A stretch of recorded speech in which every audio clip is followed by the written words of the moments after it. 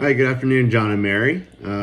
Thanks for coming in today. Really appreciate you taking the time. I know it's a busy time of year with the holidays and the new year and a lot going on in the markets to sit down and have some time together to go over your financial plan that hopefully can set you and the family up for success now and into the future and generations to come. Did you end up having a good Christmas?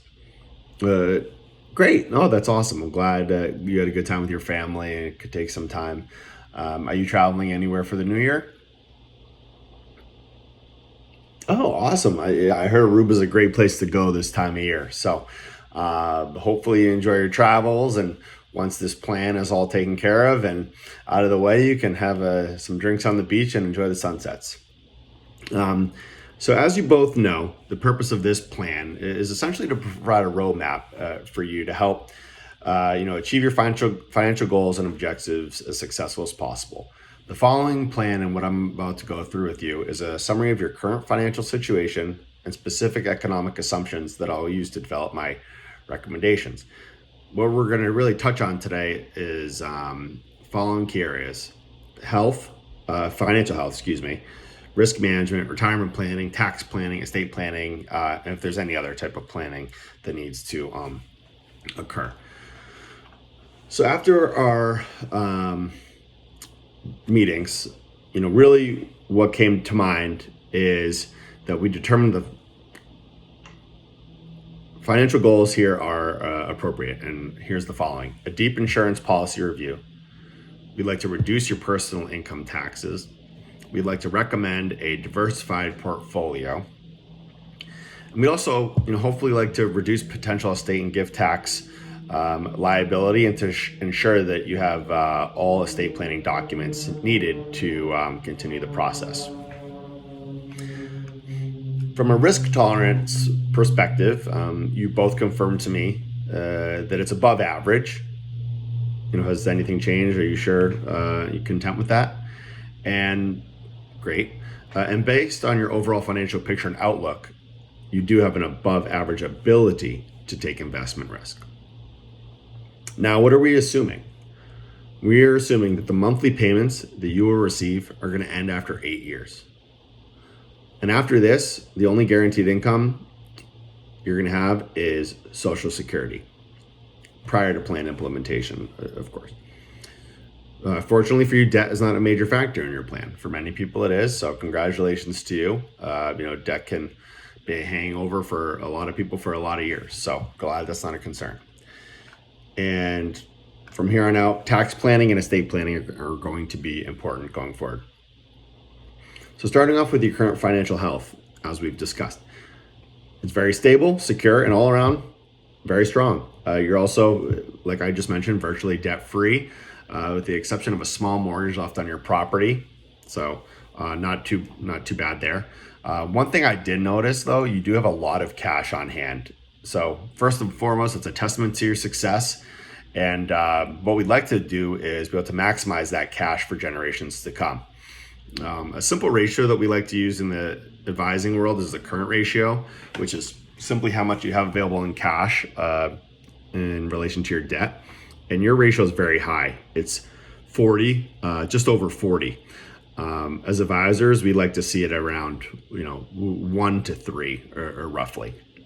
So you do have a lot of excess cash on hand. And seeing that you have a liquidity need of around $40,000 for the purchase of this new car, and you'd like to maintain an emergency fund that's going to cover you for a few short months here and there, I recommend that you consider investing this cash from the CD upon maturity into a diversified portfolio. And we'll discuss more of this in the recommendation. And a side note here is that 90% of all returns come from asset location versus asset selection. So as we keep in mind, it's really just trying to make sure that your assets are put in the right areas broadly versus the specific stock recommendations. In addition, I suggest that given you only have $49,276 left in your mortgage, you should just pay this off when the CD matures.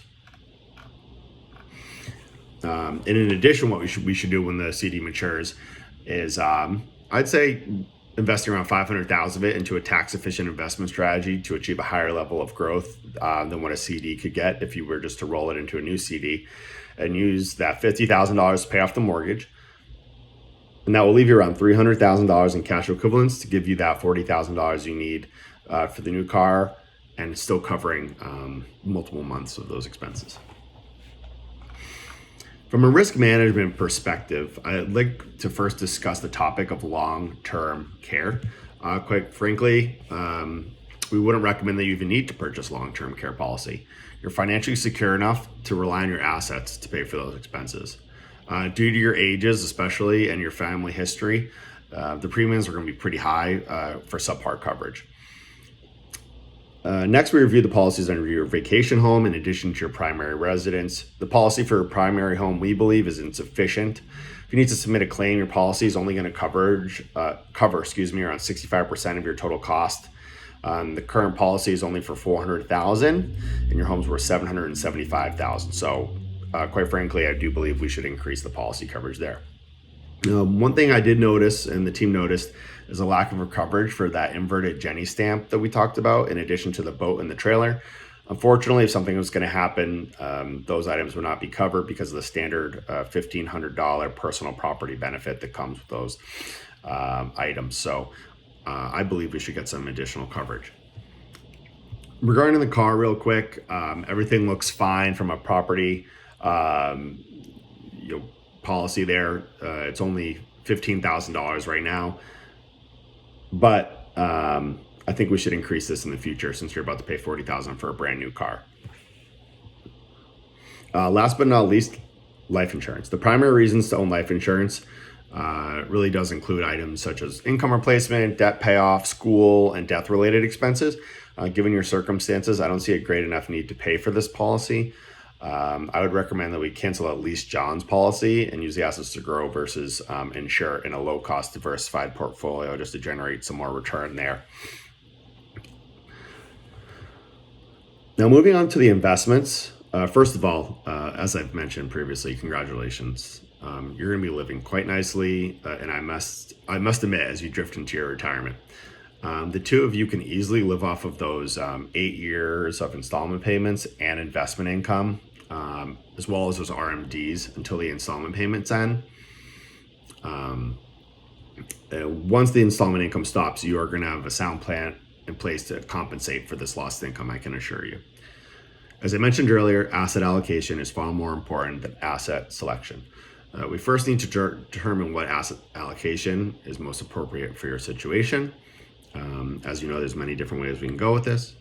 No investments are really set in stone right today, but they can be changed over time as we continually monitor your financial picture over the coming years. The team believes that based on your current income and your tolerance for risk, we suggest that at this time, a diversified portfolio, probably 70% equities and 30% bonds, is totally appropriate. Specifically, I'd like to make this change in the retirement accounts due to there being no tax implementations for buying and selling. A lot of talking here.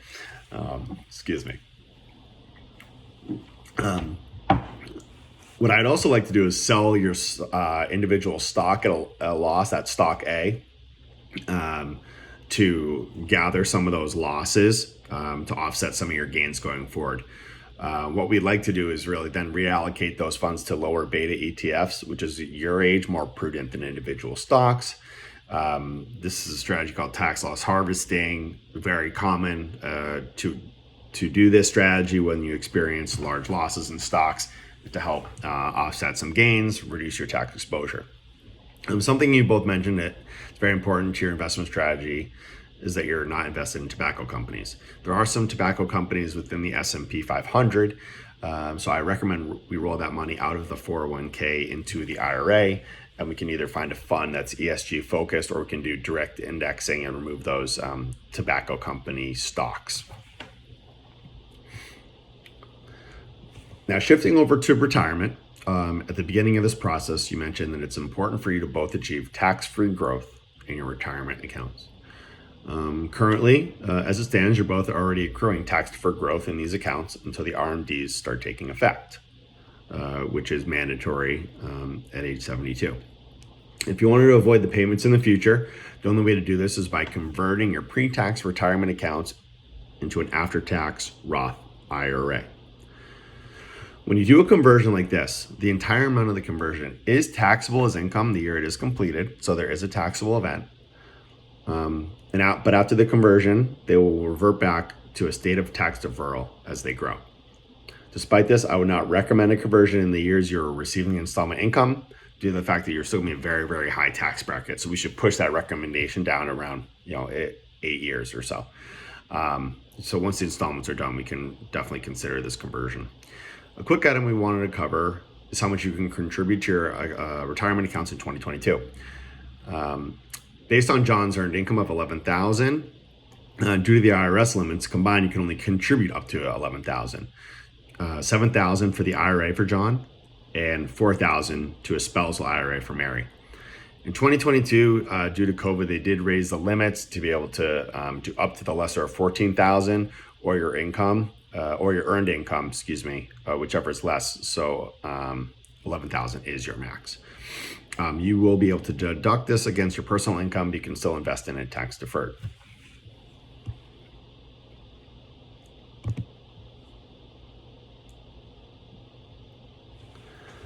As we move along to taxes, which of course is very complex and there's a lot of moving parts, and we totally understand that.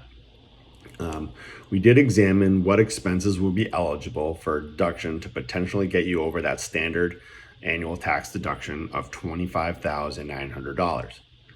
After taking a look at everything, you are eligible to deduct. Unfortunately, you only have $24,500 available in itemized deductions. So it does fall short of the standard deduction. Despite this, the IRS does put a cap of around $10,000. I think it is $10,000 on how much you can actually use. So it makes sense just to use the standard deduction because it does not exceed. In addition, I know we discussed the potential sale and tax implication of the inverted Jenny stamp. Based on this, you are considering selling this in about 10 years when the stamp would have an estimated value of $1.55 million. There is expected, in addition, to be a 15% commission charge on the total value of this sale, resulting in a post-commission value of $1,317,500. Your overall capital gain is going to be quite large at $817,500, since the cost basis of the stamp originally is $500,000. Which is the step-up basis of the value the stamp was given when your father passed away. The gain would then be taxed at 35%. So as a result, you would owe $286,125 in tax on the sale if this plays out to your expectations. Given this, I would suggest that you do not sell this asset and leave it to inheritance for your family as a legacy asset, especially right now. If they do decide to sell it at some point, the cost basis will be stepped up and they'll only have to pay the commission. Now, the final piece relating to your income picture that is important to discuss is the RMDs. As I have already mentioned, distributions made from retirement accounts are fully taxable as income, and for the two of you, those are high implications given how much income you have had and will have in the next 8 years. John, it is important for me to point out that your distributions will begin in 2022, since that is the year you'll be turning 72. Something you've mentioned is donating through a charity, and you can do that through a qualified charitable distribution. The QCD allows you to satisfy your RMD requirement without you or the charity owing any taxes on the withdrawal, which is a major benefit to you, of course. So you can give some money and feel good about what you're doing. I am okay to suggest rolling and moving forward with this. I wanted to quickly mention that QCDs can only be done from a rollover or traditional IRA account. And so I would recommend that we roll over your 401k. In addition to being able to do QCDs to satisfy your RMD, IRAs also allow for an expanded range of investment options in comparison to workplace accounts. So we should also roll over Mary's 403b. Now, moving along to the estate plan. Of course, and the last but not least. Unfortunately, I do have some visible concerns, but it's nothing that we can't fix. We do not have currently any of the necessary planning estate documents, such as power of attorney or healthcare proxy, that are needed to create a successful, soundproof estate. They are very vital for generational planning. With that being said, I would definitely recommend meeting with an attorney as soon as possible to have these created. Here at Fidelity, we actually do have access to a network of attorneys that can help get you in touch with, so you don't have to just start Googling and going on Yelp and looking for reviews of attorneys. I can definitely help you out there. On the topic of potential estate taxes you could incur, as of right now, that value of John's estate would be quite a bit higher than Mary's estate. This is due to the fact that estate equalization has not been exercised. Now, the goal is to equalize the amount of assets in each of your names as close to even as possible. John, even though your estate is not quite at the 12.06 million federal limit, you most likely will be soon once those installment payments kick in. If the two of you can adjust your portfolios and the titling of your property, this should reduce the risk of paying federal estate taxes. Given some of the specifics of your situation, I would also recommend that you work with an attorney to create trust for your estate, in addition to having wills, which do not avoid probate. And that's very key, because when you're stuck in probate, it can be a long and expensive process, and trusts help mitigate this. Probate applies to any assets that do not have a named beneficiary, and it's a long process, as I just mentioned. Trusts are very similar because you're able to describe exactly how you want your assets to be distributed upon your passing, and allows you to avoid probate. A trust does apply to all of your personal and investable assets, which is a great benefit. So there'll be nothing left behind. Now, quickly in regards to your retirement accounts, you should make sure that you're both listed as a primary beneficiary for each other. I would also recommend listing contingent beneficiaries just in case anything were to happen at the same time. Very small percentage chance that is going to happen or would happen, but better be safe than sorry. I also wanted to quickly touch base on the topic of gifting. Under today's tax code, you can each give up to $16,000 each year to any number of person. It will not impact your $12.06 million federal lifetime exclusion. Something you did mention to me was contributing to 529 accounts for Jack, Eugene, and Beth. 529 is an excellent approach because it's favorable tax treatment, and they also allow for accelerated gifting. This means you can gift up to 5 years of gifting in 1 year to a 529 and still not have it impact your lifetime exclusion. Not a bad option, and something we could potentially explore at a later date. Now, with all that being said, I know it was a lot, and a thorough review of your financial picture over these last, many meetings. Here's my initial recommendation, and it's something that we should definitely shoot to implement within the next 6 months.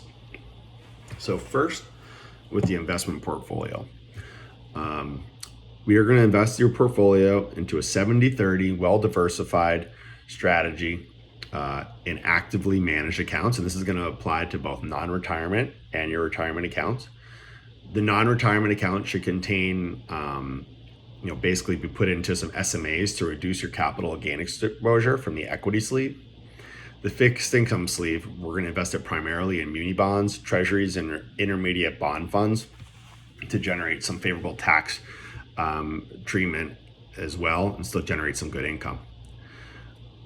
What we will then do after that is completed, we'll start with the retirement accounts after we rolled over the 401k and 403b into the rollover IRAs. Once we deal with the retirement accounts, we will liquidate all of the stocks in the portfolio next to capitalize on the loss of that stock A, which will help offset all the gains from the other stock positions. Now, in regards to the CD, we would like to invest $600,000 of cash from the CD when it comes due, and we will sell over time portions of the mutual fund portfolio to invest in a more tax efficient manner. An actively managed SMA with an ESG screen would make sense due to your tobacco restriction. You'll want to do this over time to spread out the tax implications of your capital gains from selling the funds. If you move forward with the recommendation to cash out your life insurance policy, we will then take the cash value of that contract and also deploy that into the 70-30 allocation and invest, of course, in a tax-sensitive manner. All of this keeping in mind that we will be fully focused on keeping your fees low and invest it properly and invest in a tax-efficient manner. So 70-30 portfolio, long-term investing, tax-efficient, screening for ESG where we can to avoid tobacco investments. Now on to the retirement plan. You will contribute, of course, that $7,000 to an IRA for John and $4,000 for Mary for the coming year. We will then evaluate for that Roth conversion after the installment payments are complete. In regards to the debt, we will use around that $50,000 from the SMA sale, once it matures to pay off that mortgage balance. Very simple. From an estate planning perspective, we're going to need to connect with an estate planning attorney to draw up some necessary documents and begin that process of estate equalization. We should also open and fund those 529 accounts for Jack, Eugene, and Beth to maximize your gifting and in turn reduce the value of your estate over time. Now, regarding the insurance policies, we'd like you to connect with your insurance agent to increase the coverage in the areas we discussed so you're adequately insured. Once this is complete, we can review any implications of cashing out of the life insurance contract. Finally, from income tax planning, we will roll over John's 401k into a rollover IRA so you can utilize the QCD withdrawals to satisfy his RMD and reduce income tax liability starting in 2022. Now, I know I covered a lot and there's a lot to unpack, but if we just stick to the process and do one thing at a time, we will definitely, hopefully, be able to set you on your path to meeting your goals. I hope you enjoy your time in Aruba. I'm looking forward to hearing about it. And if you have any questions whatsoever as we look to implement this plan, please let me know. Thank you.